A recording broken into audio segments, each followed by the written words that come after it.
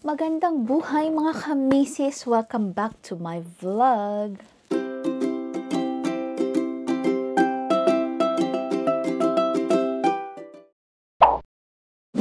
So ayan, nandito ako ngayon sa aming extra room / dressing room. Kasi dito ako laging nag-aayos. And teka nga, tingnan natin kung ano ang itsura pagka binuksan natin ang aking dressing camera mirror. Oh, how about that? Maganda ba ang itsura? So, ayan. Buksan natin yan para meron tayong more lightning ang ano. So, ayan. Nandito ako ngayon dahil ako ay magtitiklop ng damit at dahil day off ko na naman. So, dito talaga ang aking, ano bang tawag dito? Dito lahat yung mga damit namin pang araw-araw. Dito ako namamalansya, dito ako nag-aayos pagka ako ay pupunta ng work, and then pag ako ay, yun, paglalabas, dito ako nagme-makeup in everything. So, ayan. So, dito ang aking, tinatawag ko to na ang aking room kasi nandito lahat ng aking kaek-ekan. Ayan, nagtitiklop lang ako ng damit dahil itong ano na to ay kahapon ko pa nalaban. Ngayon ko lang natiklop. Dahil datapwat, balik na tayo sa normal na oras natin. Dalawa yung day off ko, 2 days day off, and then bukas is may pasok na naman ako. So kahapon ako naglaba. And then ngayon ko siya titiklupin. And then more labahin pa talaga sa baba. Naglalaba pa ako sa baba. First ng vlog natin ay dito ako parang hindi niya pa nakikita itong room na to, no? Dahil, yun nga, hindi ako dito nagva-vlog. Madalas ako lagi sa kitchen. But, kasi, nakabili kami ng 2 wardrobe. So, yun yung nilagay namin sa may, ano ba tawag dito, sa may bedroom. And then, ito ay nilipat namin dito from bedroom. So, nilagay namin dito. Dito nakalagay lahat ng aming pang-araw-araw na damit. So, yeah. So, dito na rin ako nagtitiklop para pagkatiklop ko is ilalagay ko na lang lahat ng mga pang-araw-araw namin dito. And then, yung mga pantalon, mga tuwalya is doon sa kabila. Sa kabilang kwarto, sa bedroom namin. So, ayan. Yun nga, sabi ko sa inyo, balik normal na. Dahil tapos na ang holiday season. Ay, kaya nga pala ako naka-glove and sobrang, sobrang balot ko ngayon is sobrang lamig dito mga kamisis. Nag-frozen sa labas. Hindi siya nag-i-snow pero frosty. Nagyayelo ang lahat. Ang bubungan, ang mga sasakyan, ang mga, ang mga grass is may mga yelo. So, iniisip ko kung lalabas ako later or hindi. But, let's see. Pupunta ako sa gusto kong pumunta sa town kasi nga, magbibili ako ng, inaunti-unti ko na bumili ng mga pang padala sa Pinas na para sa ating balikbayan box. So, yun, magtitingin ako ng mga chocolates and stuff sa may town. Bibili ako ng mga chocolate kasi chocolate lang naman ang talagang masarap dito. Yung mga yung mga ibang is talagang sobrang tabang. Hindi ka pwedeng bumili ng mga na mga pagkain talaga dito na alam mo yun, lahat mga noodles with it dahil matabang. Chocolate lang ang pwede, mga chocolate, mga mga pang shampoo, mga ganyan, sabon. Yun ang magandang ipadala. Pero pagkain, pang chocolate lang, and then maybe kape. Pero kasi ang kape dito is medyo mahal na rin eh. Hindi ba katulad ng mga ng mga chocolate na sobra talagang mura ang mga chocolate dito. So, ayan, tatapusin ko lang itong aking pagliligpit and bababa tayo later. Dahil magsasampay pa ulit tayo. Dito lang ako sa loob nagsasampay. Kasi nga, medyo, ano bang tawag doon? Ano bang tawag? Yung, dinadryer ko siya, pero hindi siya yung talagang tuyo-tuyo, yung bone dry. Ano siya, medyo mamasa-masa pa, kaya nilalagay ko sa sa sampayan, which is nasa loob din ng bahay. Kasi nga, sobrang lamig sa labas, maninigas lang yung and hindi rin matutuyo. Dito sa bahay is my heater. So, matutuyo siya dito sa loob. So, ayan mga kamisis, ayan ang ating weather for today. Maaraw pero sobrang lamig sa labas, umuusok ang aking bibig. So, ayan, pupunta ako sa may namin, sa outhouse. So, tingnan nyo, ay, grabe naman ang sikat ng araw. Grabe ang sikat ng araw mga kamisis.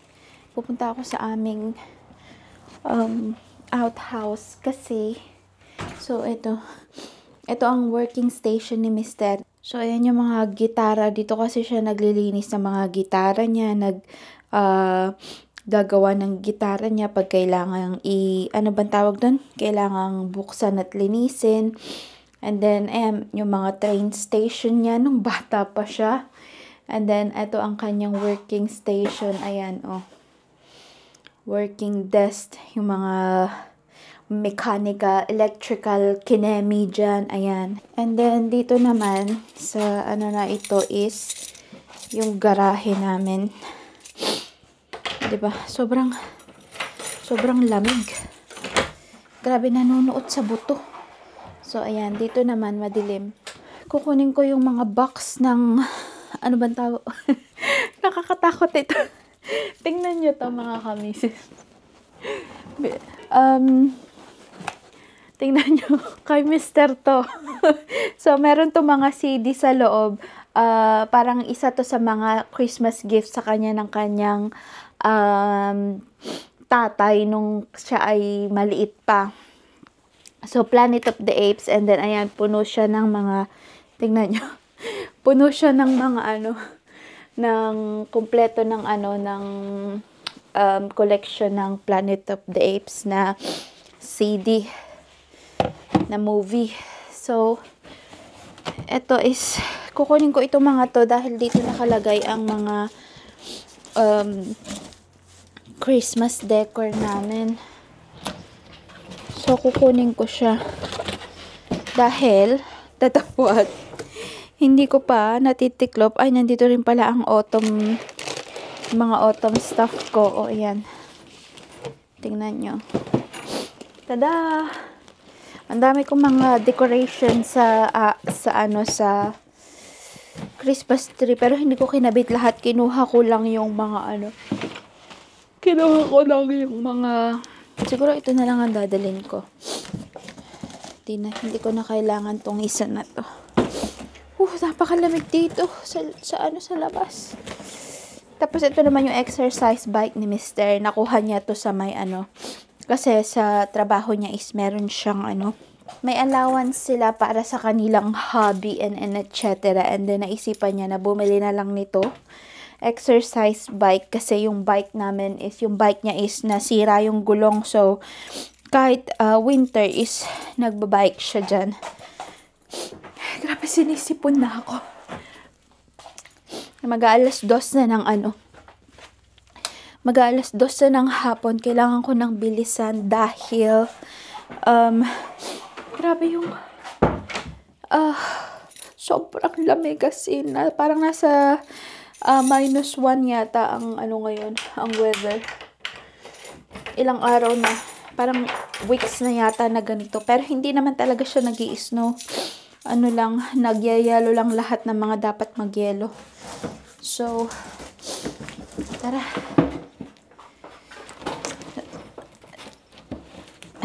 Teka, hirap na hirap. Hindi ko na ilalak dahil si Mr. ay pupunta dito mamaya din. Dahil siya ay magbabike sa kanyang break. Alas 2 ang break niya. So, yan. Magba-break na siya soon. So, hindi ko na siya ilalak. Lock na lang niya mamaya pagka siya ay pupunta na. So, let's go. Teka, isasara ko nga ito kasi sobrang liwanag, 'di ba? Oh, ayan. Sobrang liwanag naman niya. So, ganyan na lang tayo. Para hindi naman kayo masyadong masilaw. Nakakaloka, 'di ba? Sobrang araw. Ayun, mamadaliin ko na ito kasi nga ako ay teka, nakikinig kasi ako ng Papa Jackson. So, yung tray ay ilalagay ko dito. Ito yung lagayan ng tray namin. Tudu! Dito, ilalagay ko yung mga decoration dito sa bag, dito sa paper bag.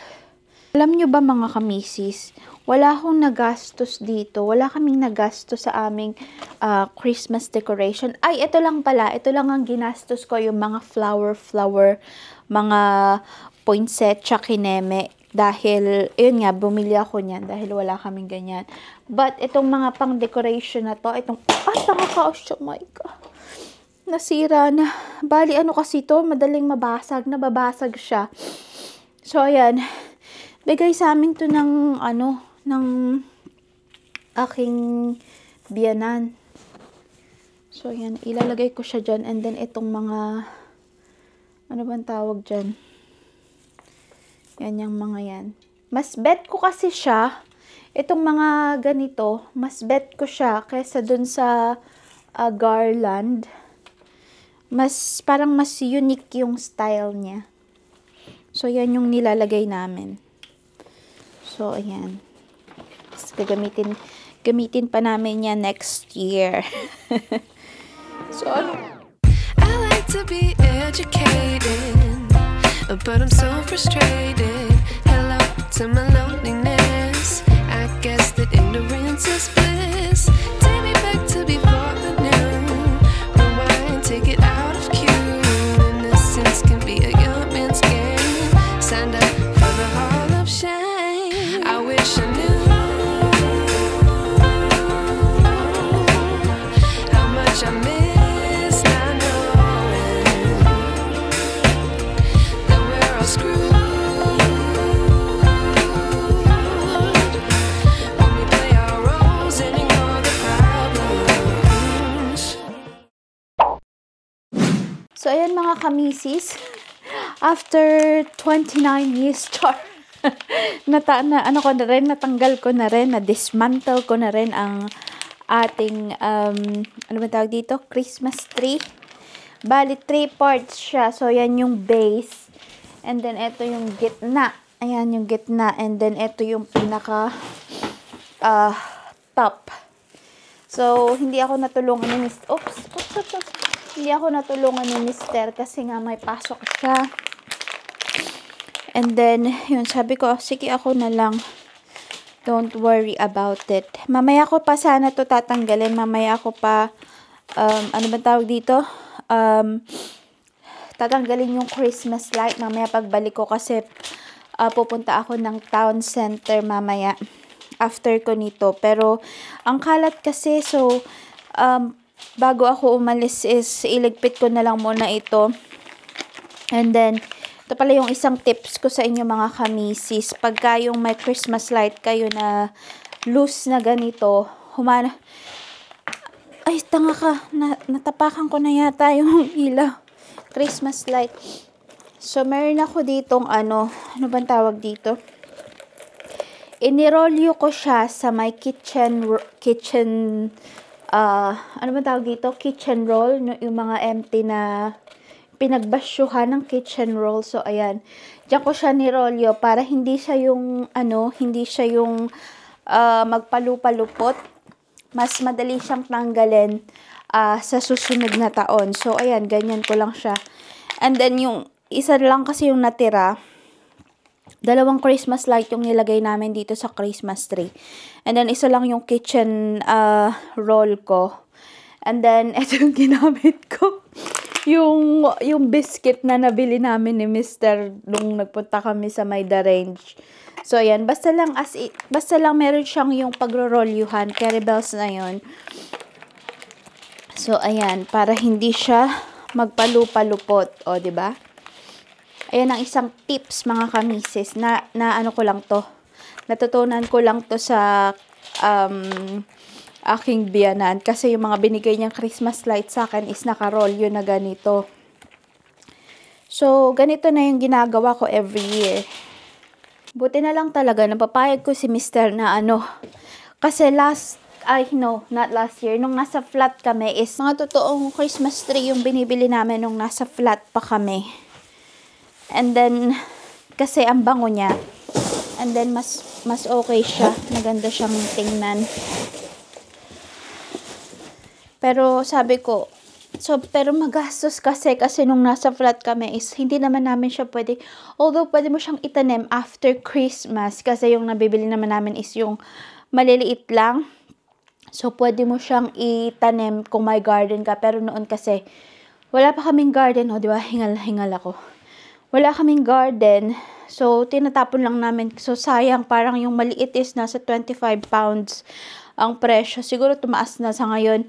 And then, sabi ko kay Mr., pumayag ka na ano na lang ang bili natin, ang ikabit natin, yung ganito nga, yung, ano ba tawag dito? Plastic na Christmas tree para nagagamit natin every year. And then, pumayag naman siya. And then, sakto, merong binigay sa amin ng aking biyanan na Christmas tree. Ito ngayon, na malaki din naman. And then, binigay niya rin yung mga pang-decoration niya. Kasi sabi niya is, hindi naman na siya nagde-decor ng bonggang-bongga sa kanyang bahay. So, binigay na niya sa amin yung mga decoration niya. So, yun yung pinang-decorate namin every year dito sa bahay. So, yeah. Ayun, iano ko lang to, iligpit ko lang to, and then maglilinis ako. Titingnan ko kung pwede ko kayong isama sa my town. Pero siguro, gagawin ko yung ibang video. Kasi medyo mahaba na itong ating video. So, yeah. I'll see you guys later.